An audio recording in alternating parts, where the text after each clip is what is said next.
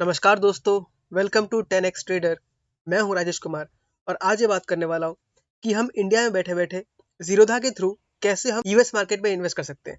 जी हाँ, मुझे भी ये बात पता नहीं था। जब मैं रिसेंटली सर्च कर रहा था तो मुझे ये मालूम चला और मुझे बहुत ही ज़्यादा इंटरेस्ट इसमें आ गया। तो जिस तरीके से हम लोग का निफ्टी 50 है और सेंसेक्स है, उसी तरह उनका भी एक इंडेक्स है जिसको हम नैस्डैक बोलते हैं। आपने ज़रूर नाम कहीं न कहीं सुना होगा। तो नैस्डैक में आपका नॉर्मली टॉप 100 कंपनीज होती है, लेकिन हम यहाँ पे जो बात करने वाले हैं वो टॉप 100 कंपनी नहीं है। उस टॉप 100 के बाद जो 50 कंपनीज आती है उसके बारे में हम यहाँ पे डिस्कस करने वाले हैं। अब क्यों करने वाला है ऐसा दोस्तों?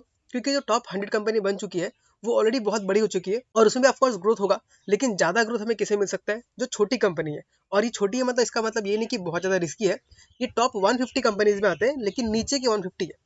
तो नॉर्मली होता है क्या दोस्तों, जब टॉप के 50 कंपनी में से कोई कंपनी खराब करती है तो ये नीचे वाले जो 50 कंपनी है उनमें से एक कंपनी ऊपर चला जाता है और ऊपर वाला कंपनी को हम नीचे भेज देते हैं। और जब भी कंपनी टॉप 150 से टॉप 100 में जाता है तो बहुत सारा फंड उसमें इन्वेस्ट होता है, क्योंकि वो इंडायरेक्टली फंड उसमें आते रहता है। तो जब वैसा होता है तो बहुत अच्छा खासा ग्रोथ हमको मिल सकता है। तो उसी के बेसिस पे हम आज डिस्कस करने वाले हैं नेस्डेक Q50 को, जो कि हमें मिलता है मोतीलाल ओसवाल का ETF। इस ETF में कौन कौन सा स्टॉक है तो यहाँ पे आपको दिखा रहा है। आपका जो टॉप 30 कंपोनेंट्स है वो है United Airline Holding, Insulet Corporation, LKQ Corporation, PTC, Tradeline, Mongo, Coca Cola, Euro Pacific Partners, Icon Public Limited. ऐसे बहुत सारे हैं, मैंने इनमें से बहुत सारा का नाम सुना भी नहीं है, लेकिन हमें फर्क नहीं पड़ता क्योंकि ये ETF है और टॉप के 150 कंपनीज है। क्योंकि मैं यूएस मार्केट में इन्वेस्ट नहीं करता हूँ, लेकिन मैं एक अपॉर्चुनिटी ढूंढ रहा था। अब देख सकते हैं ये सारे स्टॉक्स है, एप्पल हो गया, माइक्रोसॉफ्ट हो गया, नेटफ्लिक्स हो गया, स्टारबक्स हो गया, टेस्ला, अल्फाबेट यानी Google, Amazon, Intel, Facebook, Pepsi. ये सारे ही बहुत ही वेल नोन स्टॉक्स है और ये सारे के सारे पहले नेस्डेक Q50 के स्टॉक्स हुआ करते थे, लेकिन अब जाके वो नेस्डेक टॉप 100 पे पहुंच चुके हैं। तो यहाँ तो मुझे काफी अच्छा खासा कॉन्फिडेंस मिल रहा है कि ये ETF काफी अच्छा हो सकता है हमको लॉन्ग टर्म के लिए। यहाँ पे मैं ट्रेडिंग के लिए बात नहीं कर रहा हूँ। अगर आप लॉन्ग टर्म के लिए सोच रहे हैं तो इसमें कर सकते हैं। अब यहाँ पे देखते हैं कि इंडिया में कौन सा ऑप्शन हमको अवेलेबल है। तो उस ETF का नाम है Motilal Oswal Nasdaq Q50 ETF। आप यहाँ पे नाम सर्च कर सकते हैं। उसका जो शॉर्ट फॉर्म में जो कोड है वो है MONQ50। यहाँ पे स्क्रीन में आप देख सकते हैं, आप टाइप करके देख सकते हैं। अब मैं उसका यहाँ पे चार्ट निकालता हूँ तो आपको चार्ट में नजर आ रहा होगा कि जो फंड है वो लॉन्च हुआ बहुत दिन नहीं हुआ।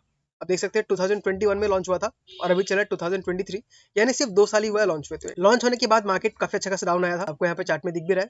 और क्योंकि ये उस ETF को ट्रैक करता है और क्योंकि उस इंडेक्स को ट्रैक करता है तो यहाँ भी हमको अच्छा खासा डाउनफॉल नजर आया। लेकिन डाउनफॉल होने के बाद हमें एक बहुत अच्छा मौका मिला खरीदने का। आप देख सकते हैं यहाँ पे एक बॉटम इसने बनाया, वापस यहाँ एक बॉटम बनाया और उसके बाद ये इस रेंज में घूमता रहा, एक रेंज में ये फंस चुका है। तो अगर मैं यहाँ पे देखूँ तो मुझे एक अच्छा खासा यहाँ पे बॉटम फॉर्मेशन दिख रहा है। और बॉटम फॉर्मेशन होने के बाद जो रिसेंटली फेड रेट जो कट हुए उसके बाद काफी अच्छा खासा मूव इसमें आया। इसको देख लेते हैं यहाँ पे। आप इस कैंडल को देखिए, कैंडल काफी अच्छा खासा बना हुआ है और यहाँ वॉल्यूम भी काफी हाई है। साथ ही हमको यहाँ भी एक कैंडल काफी हाई वॉल्यूम का दिख रहा है, यानी यहाँ भी हल्का एक्यूमुलेशन हो चुका था। लेकिन ये वाला कैंडल और ये वाला कैंडल में फर्क क्या है? ये कैंडल बना है आप मिड रेंज में बना हुआ है और ये कैंडल आपका बना है एक स्ट्रॉन्ग रेजिस्टेंस के पास। आप यहाँ पे देख सकते हैं कि जो ये 56 का जो लेवल है ये एक स्ट्रॉन्ग रेजिस्टेंस था और यहाँ पे ये ऑलमोस्ट उसको क्रॉस करता हुआ नजर आ रहा है। तो अभी अगले 2-3 हफ्ते में या मान लीजिए 2-3 दिन में अगर इसको ब्रेकआउट देता है, अगर यहाँ से हमको ब्रेकआउट मिलता है तो स्टॉक वापस अपने प्रीवियस हाई को टच कर सकता है, जो कि हमको बहुत अच्छा खासा रिटर्न दे देगा।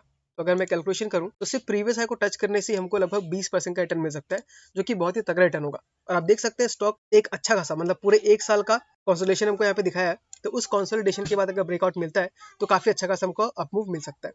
तो मैं तो इसमें धीरे धीरे करके इन्वेस्ट करूंगा। अभी मेरे पास एक्चुअली पैसे नहीं है तो मैं धीरे धीरे करके इसमें इन्वेस्ट करूंगा। अगर आपको भी यूएस मार्केट में इन्वेस्ट करना है तो आप अपना रिसर्च करने के बाद धीरे धीरे करके इन्वेस्ट कर सकते हैं।